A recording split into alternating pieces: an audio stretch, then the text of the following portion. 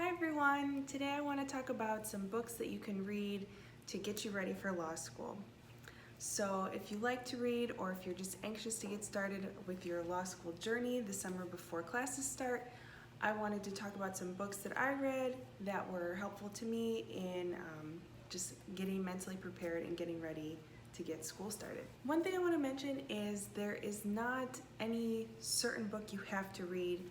I would not spend this time before law school getting ready by reading cases or trying to teach yourself the law.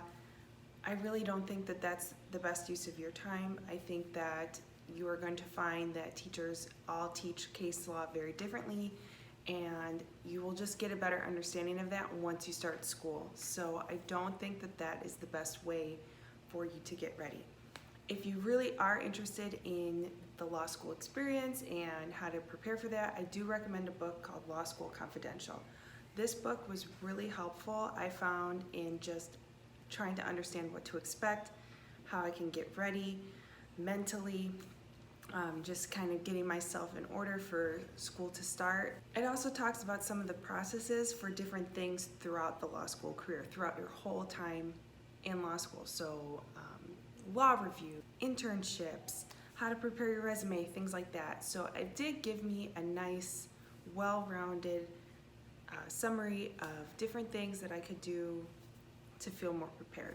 My Beloved World by Supreme Court Justice Sonia Sotomayor is very inspiring, and it really gave a great background of her history and her coming into her profession. It doesn't give much info about her as a Supreme Court Justice, but it's very inspiring to hear her story and just her journey through college and her career and what got her to where she is today. She's an inspiring woman, and I really enjoyed reading her story.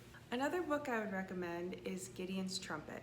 This book is about the Supreme Court case that brought us the right to counsel, and it's something that I've always taken for granted. I never really thought about a time when you didn't have a right to counsel, so it just is a very important piece of legal history that I think is important for people to read and understand. The next book I would recommend is The Color of Law.